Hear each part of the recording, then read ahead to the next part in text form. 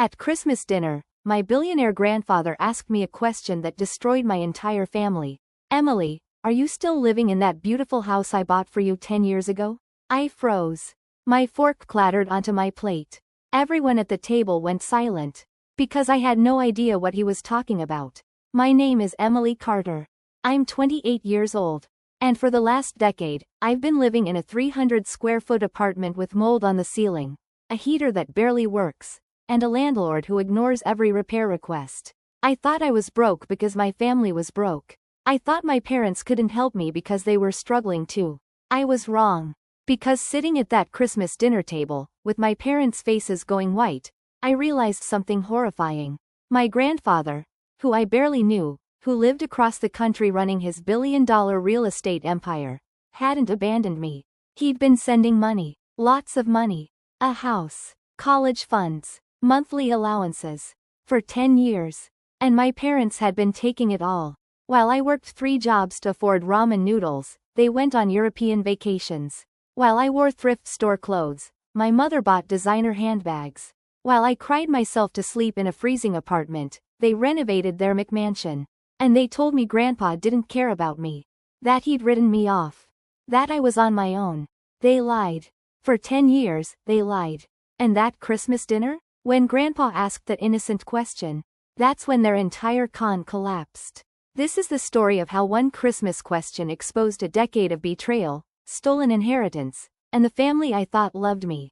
And how my billionaire grandfather became the only family member who actually gave a damn. Let me show you exactly what happened. I need to start from the beginning so you understand how deep this betrayal goes. My grandfather, Robert Carter, built Carter Properties from nothing. He's worth about $2.3 billion now. Hotels, commercial real estate, apartment complexes across the country. When I was young, maybe 8 or 9, Grandpa was around. He'd visit, bring gifts, take me to fancy restaurants. But then my parents and Grandpa had some kind of falling out. I never knew the details. I was 12 when Grandpa stopped visiting. My parents told me he'd moved on with his life, and didn't want to be involved with us anymore. It hurt. But I was a kid. I believed them. At 18, I went to community college. Couldn't afford a university. My parents said they didn't have money to help.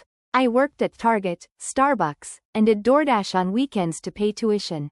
It took me 6 years to get my bachelor's degree because I could only afford part-time enrollment.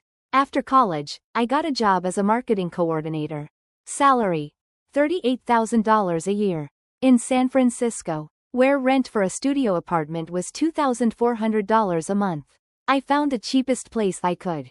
A 300-square-foot converted garage in a sketchy neighborhood. $1,100 a month. It was disgusting. The ceiling had water damage. The heater worked maybe 40% of the time.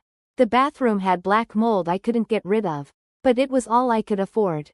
I asked my parents for help once. Just once. My mom said, "Emily, we barely make ends meet ourselves.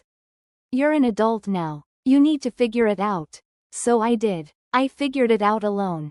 Meanwhile, based on their Facebook posts, my parents were taking trips to Paris, Italy, and the Caribbean, renovating their 4-bedroom house with a brand new kitchen, driving new cars every few years, dining at expensive restaurants weekly.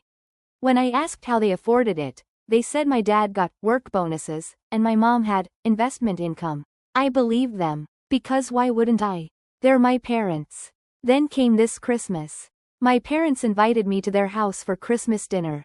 They said they had a surprise. I showed up in my old Honda Civic, wearing a dress from Target I'd had for 3 years.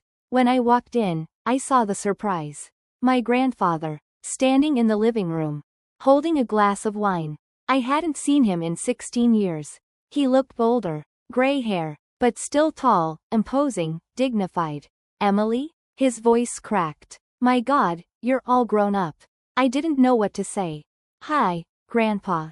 He pulled me into a hug. He was crying. My parents stood awkwardly in the corner. "I'm so sorry," Grandpa said. "I'm sorry I wasn't there. But I'm here now, and I want to make up for lost time." Dinner was tense. My parents barely spoke. Grandpa kept asking me questions about my life. "Where do you work? Where do you live? Are you happy?" I answered honestly. Told him about my tiny apartment, my entry-level job, my struggles. He looked confused, then concerned. That's when he asked the question that changed everything. Emily, are you still living in that beautiful house I bought for you?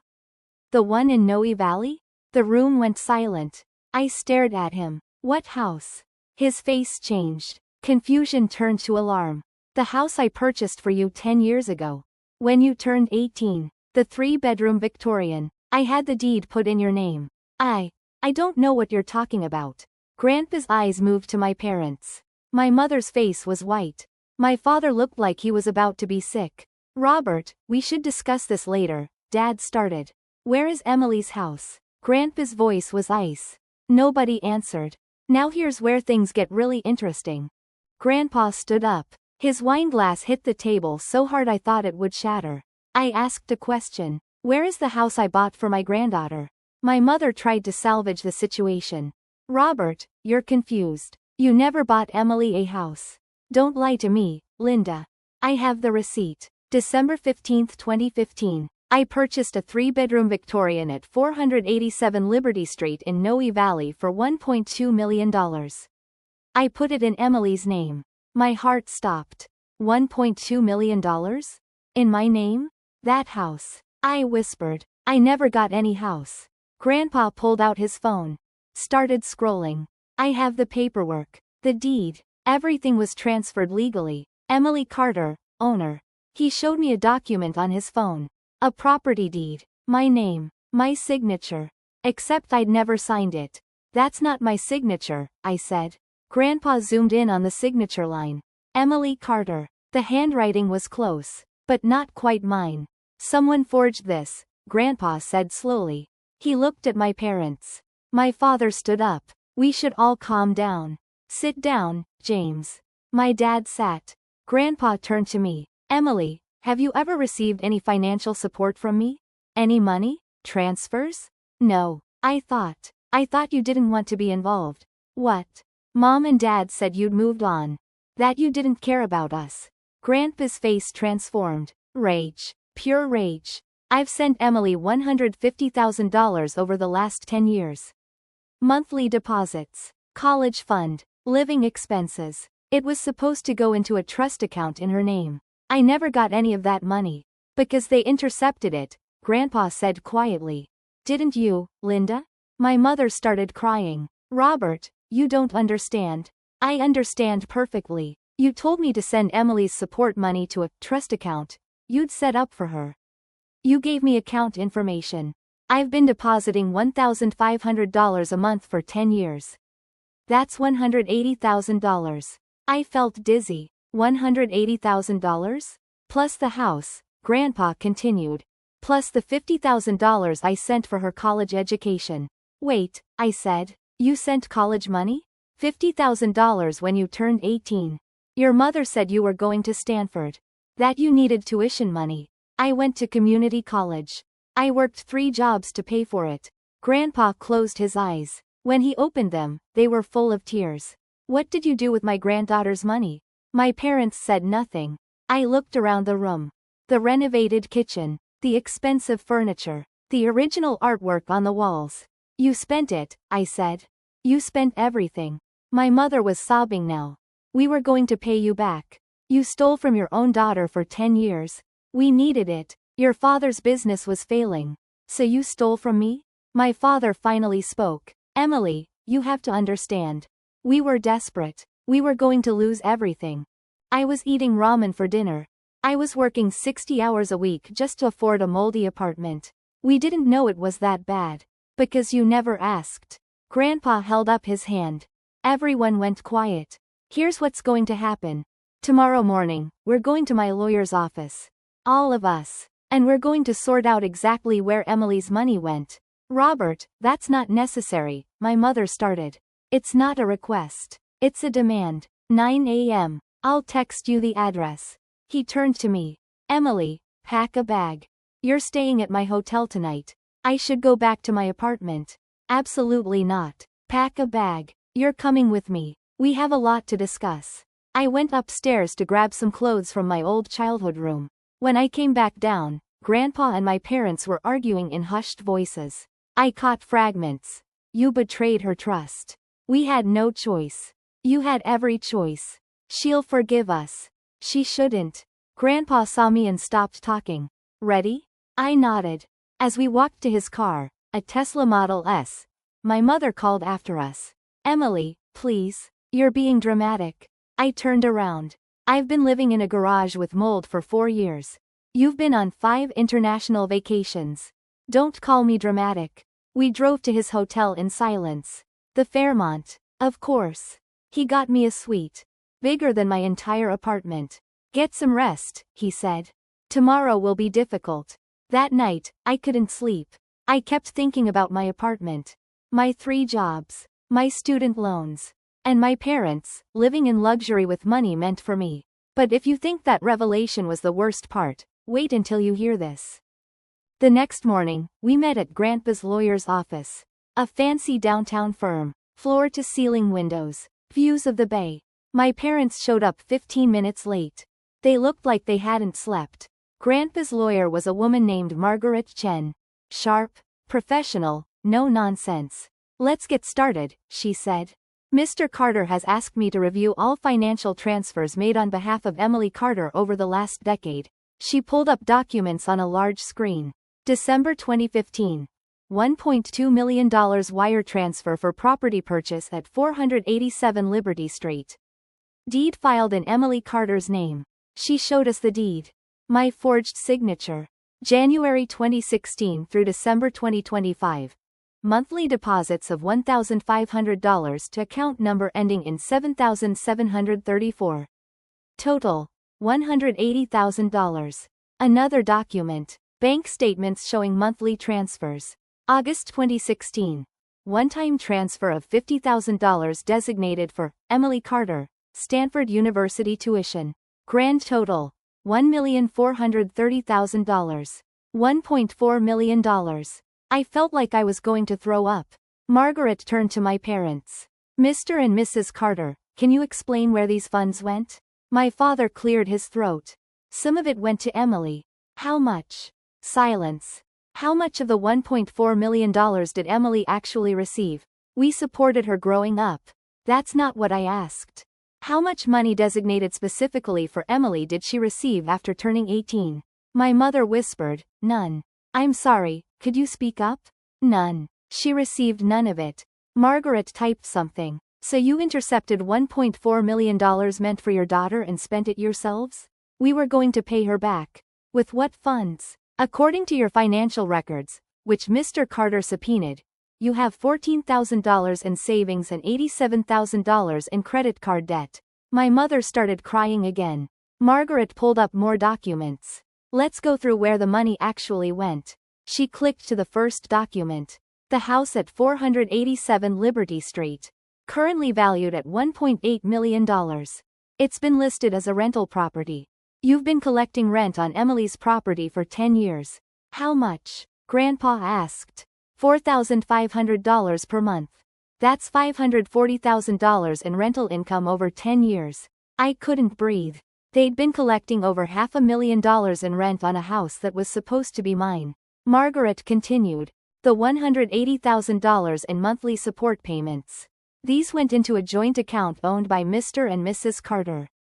Expenditures include European vacation packages, $47,000. Home renovations, $65,000. Vehicle purchases, $38,000. Designer clothing and accessories, $18,000. Fine dining and entertainment, $12,000.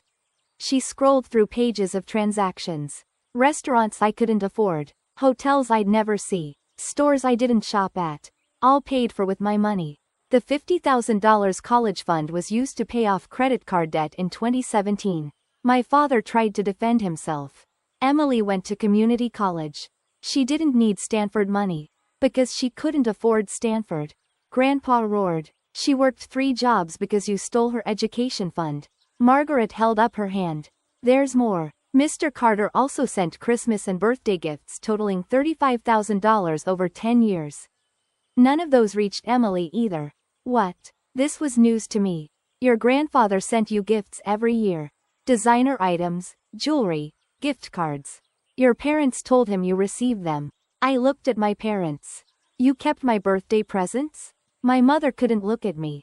Margaret pulled up photos. A Tiffany necklace. A MacBook Pro. A designer handbag. Gift cards to expensive stores. Your mother posted photos of these items on social media. Tagged them as gifts from Robert. She showed us Instagram posts. My mother wearing the necklace meant for me. Using the laptop meant for me.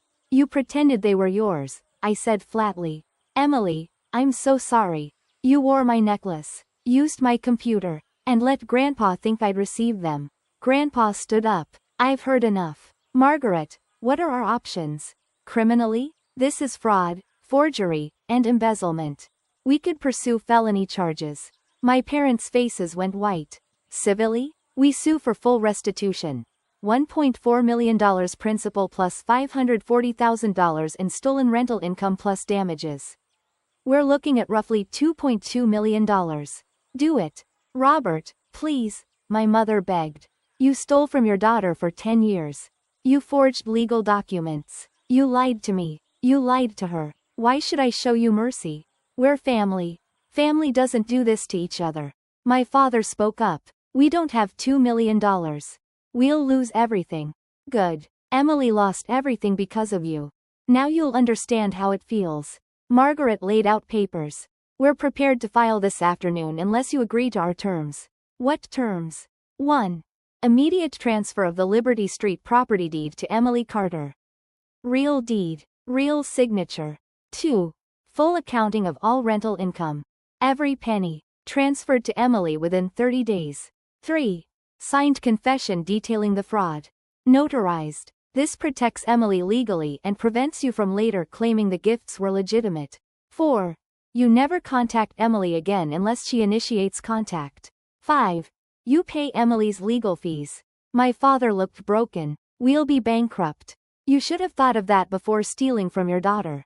My parents signed everything. They had no choice.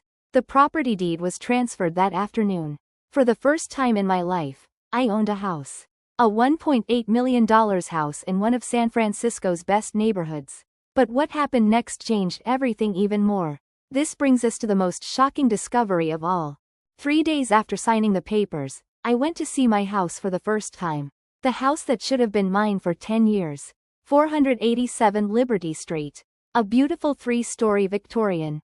Bay windows. Original details. Painted lady style. It was stunning. Grandpa came with me. We stood outside looking at it. This was supposed to be your 18th birthday present, he said quietly. Your parents told me you were going to Stanford. That you needed housing. I wanted you to have security.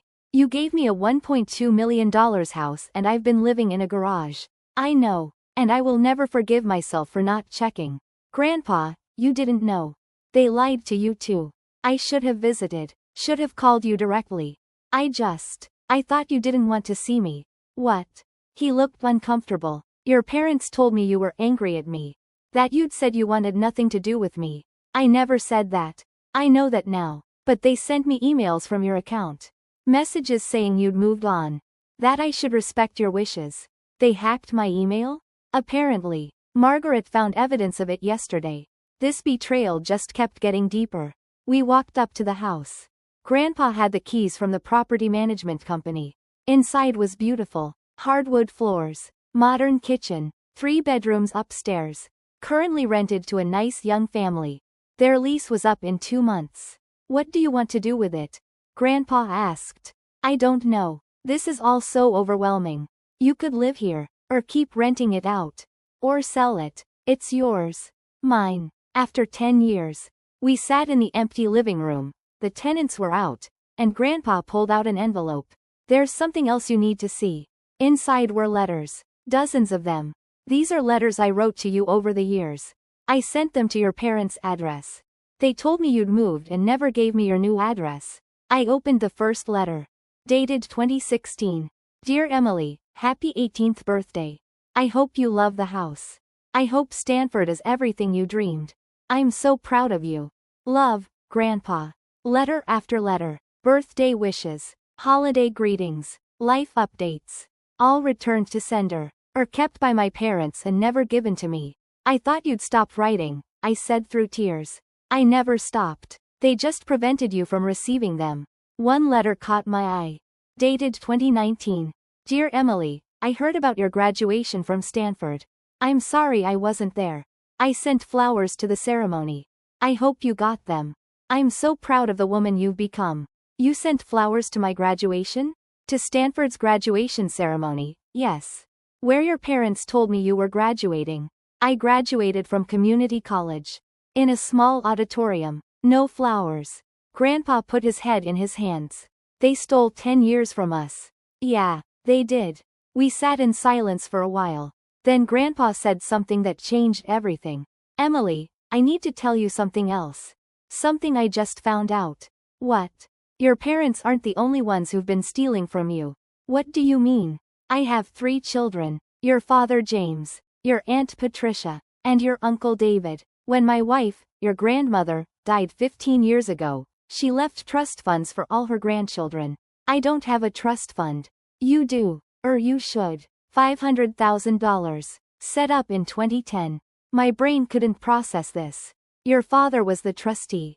He was supposed to transfer it to you when you turned 25. I'm 28. Exactly. He pulled out more documents. Margaret investigated. Your trust fund is empty. Your father drained it starting in 2018.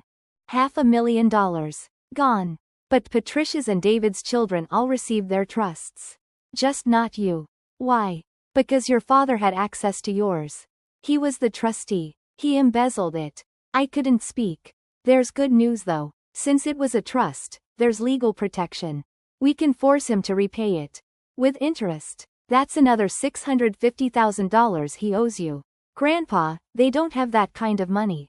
I know. Which is why I'm going to seize their house. What? They own their home outright. It's worth about $900,000. We'll force a sale. That covers the trust fund.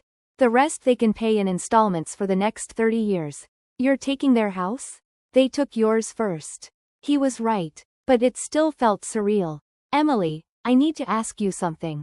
And I need you to be honest. Okay. Do you want a relationship with your parents? After all this? I thought about it. Really thought about it. No, I finally said. I don't. Good. Because neither do I. He pulled out one more document. This is my will. Updated yesterday. He showed me. I'm leaving my estate to my grandchildren. Patricia's kids get 20% each. David's kids get 20% each. And you get 40%. Grandpa. Your father is completely disinherited. So is Patricia and David if they contest your share. Why are you telling me this? Because I want you to know. You're protected. You're secure. And I'm going to make sure you never struggle again. He handed me another envelope. What's this? Open it. Inside was a checkbook. A bank account in my name. The balance. $2 million. Grandpa, I can't. You can. And you will. This is money you should have had 10 years ago. Money that would have let you go to Stanford. Money that would have let you live in your house. Money that would have saved you from struggling. I don't know what to say.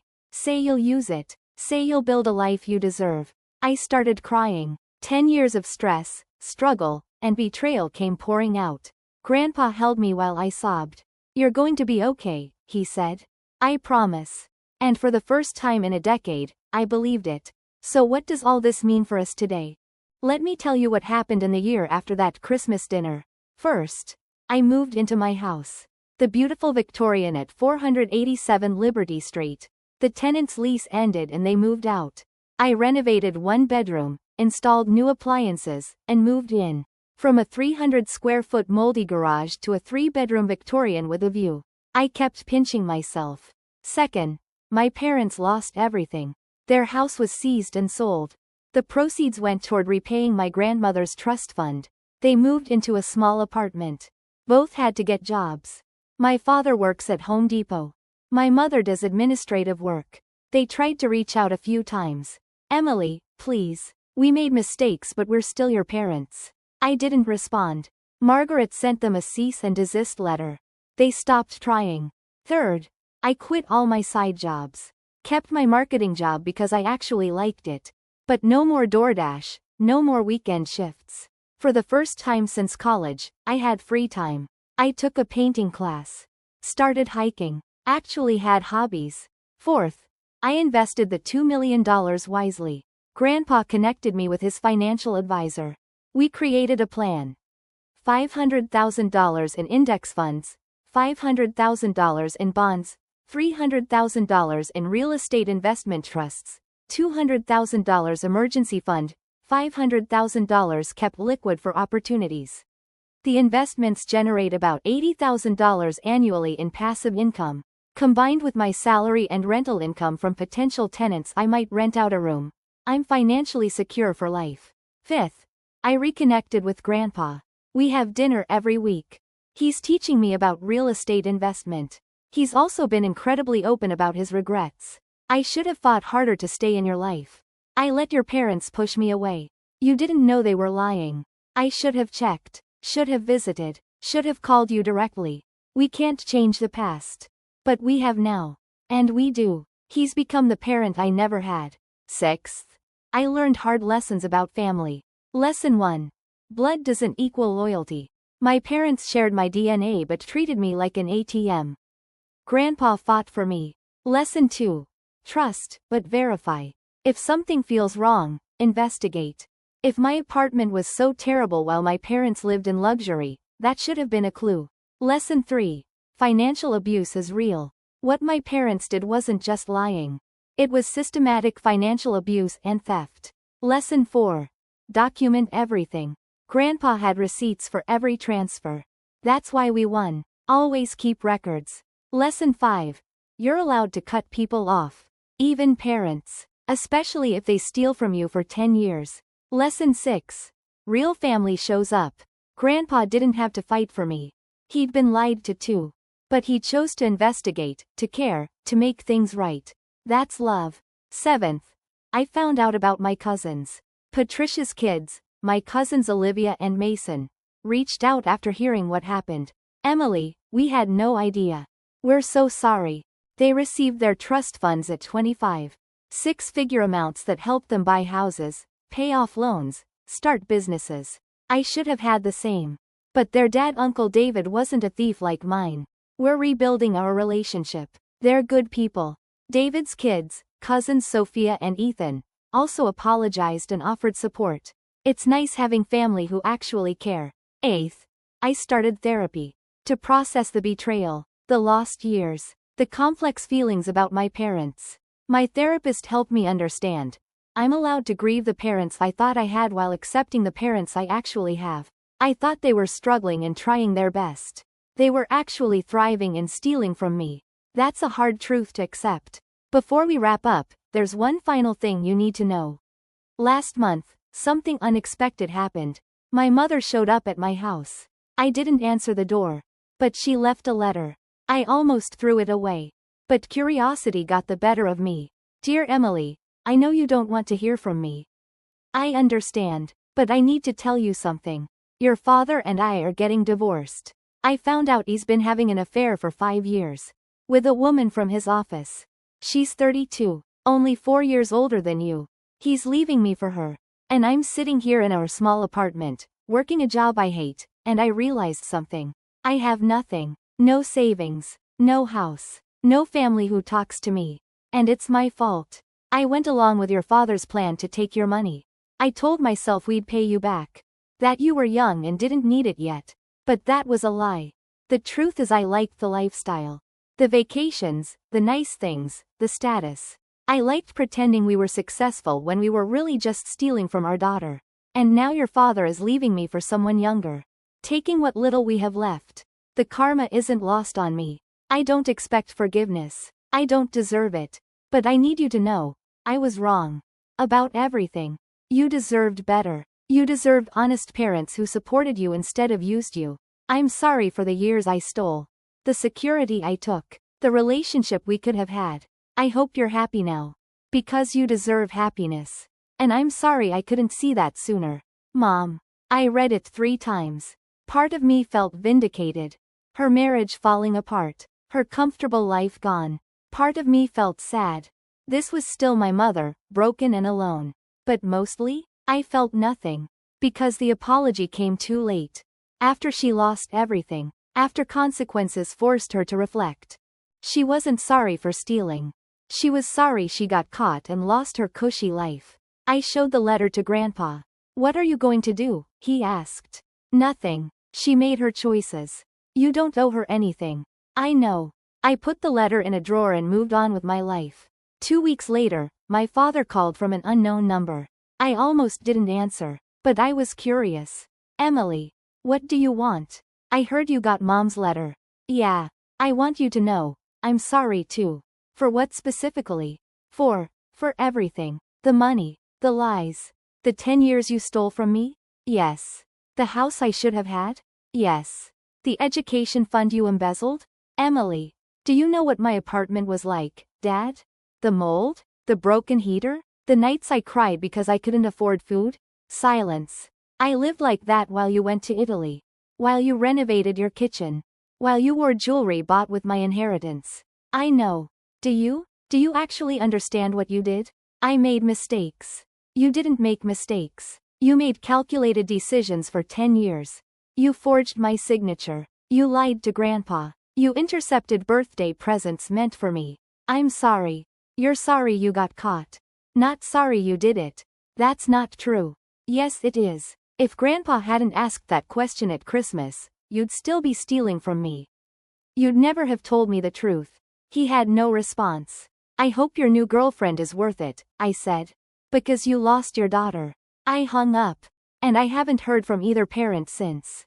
Now, a year and a half after that Christmas dinner, here's where I am. I'm 28 years old. I own a $1.8 million house. I have over $2 million in investments. I have a grandfather who actually loves me. And I have peace. Real peace. For the first time in my adult life. I'm not struggling. I'm not stressed. I'm not sacrificing. I'm thriving. Last week, Grandpa took me to dinner at an expensive restaurant. "I'm proud of you," he said. "For what?" "For surviving what they did to you. For being kind despite it. For building a life. I had help. You had strength. The money just made it easier." He pulled out an envelope. "What's this?" "Open it." Inside was a job offer. "From Carter Properties. You want me to work for you? I want you to learn the business. Real estate. Investment. Property management." "Grandpa, I'm not going to live forever. And I want to leave this company to someone who understands what it means to struggle. Someone who won't take wealth for granted." "You're offering me your company?" "Eventually. If you want it. No pressure. But I think you'd be good at it." I took the job. Started last month. I'm learning about commercial real estate, property acquisition, and portfolio management. It's fascinating. And it's giving me purpose beyond just having money. Grandpa's teaching me to build, not just inherit. If this opened your eyes, here's what I want you to take away. So that's my story. The Christmas dinner that exposed everything. The billionaire grandfather I thought had abandoned me. The parents who stole 10 years of my life. And the journey from a moldy garage to a Victorian mansion. Let me give you the final lessons. 1. Not all family members have your best interests at heart. Blood relation doesn't guarantee loyalty. My parents proved that. 2. Financial abuse is real and devastating. What they did wasn't just borrowing. It was systematic theft over a decade. 3. Trust your instincts. If something feels wrong, like your parents living lavishly while you struggle, investigate. 4. Document everything. Grandpa won because he had receipts. Always keep financial records. 5. You're allowed to cut people off. Even parents. Especially if they betray you for 10 years. 6. Real love shows up and fights for you. Grandpa didn't have to investigate. He did because he actually cared. 7. Money doesn't fix trauma, but security helps healing. I still see a therapist. But I'm not stressed about rent anymore. That helps. Now, here's where I am today. I'm working at Carter Properties. Learning the business. I'm investing in real estate. Building my own portfolio. I'm living in my beautiful house. With no mold, no broken heater, no stress. I'm in a relationship with someone wonderful, Marcus, who I met through work. He knows my whole story. He's never asked me for money. Not once. And I'm rebuilding family connections, with grandpa, with my cousins, with people who actually care. My parents? They're completely out of my life. Sometimes people ask, don't you want to reconcile someday? No, I don't. Because reconciliation requires accountability and change. They've shown neither. They're only sorry they got caught. Not sorry for what they did. And I refuse to let them back in my life just because society says, family is family. That's not family. That's toxicity wrapped in DNA. Now I need something from you. First, drop a comment answering this. Have you ever discovered a family member was lying to you about money? What happened? This conversation matters. You're not alone. Second, subscribe and hit the bell. I share stories about family betrayal, financial abuse, and rebuilding after trauma. Third, share this with someone who needs to hear it. Maybe someone being financially exploited. Maybe someone who feels guilty setting boundaries with family. Fourth, if you're currently being financially manipulated, document everything. Bank transfers, emails, conversations. Evidence is crucial. Check your credit. Make sure no one has opened accounts in your name. Separate your finances. New bank. New passwords. No family access. Consult a lawyer, especially if large amounts are involved. You may have legal recourse. Get therapy. Financial abuse creates complex trauma. Professional help matters. Set boundaries. Even if family gets angry. Especially if they get angry. Know this. Their financial problems are not your responsibility. You don't owe them your security. People ask if I regret how things turned out. Would I rather have my parents in my life? Honestly, no. Because I finally know the truth. And truth, however painful, is better than living a lie. They weren't struggling parents doing their best. They were con artists who happened to be related to me. And cutting them out was the healthiest decision I ever made. One final update. Grandpa's health isn't great. He's 78 now. Heart issues. We talk about it openly. About mortality. About legacy. When I'm gone, he said last week, I want you to remember something. What? That you survived them. You survived the lies, the theft, the betrayal. And you still became kind, ambitious, and strong. I learned from you. No, you already were those things. I just gave you resources to show it. He pulled me into a hug. I'm sorry I missed 10 years. But I'm grateful for the time we have now. Me too, Grandpa. And I mean it. This man, who I barely knew growing up, became my real family, while the people who raised me became strangers. Life is strange that way. So if you're watching this and thinking about your own family dynamics, pay attention. Are people only around when they need something? Do requests for help always become permanent situations? Do they live better than you despite claiming to struggle? Do they make you feel guilty for having boundaries? Those are red flags. And you have permission to protect yourself. Even from family. Especially from family. Because blood doesn't equal love. Actions do. And my parents' actions showed me exactly who they were. Thanks for watching. Thanks for being here. Thanks for being part of a community that talks about hard truths. I'm Emily Carter. And I'm no longer the girl in the moldy garage. I'm the woman who owns the Victorian mansion. And that's a Christmas miracle I gave myself. See you in the next video.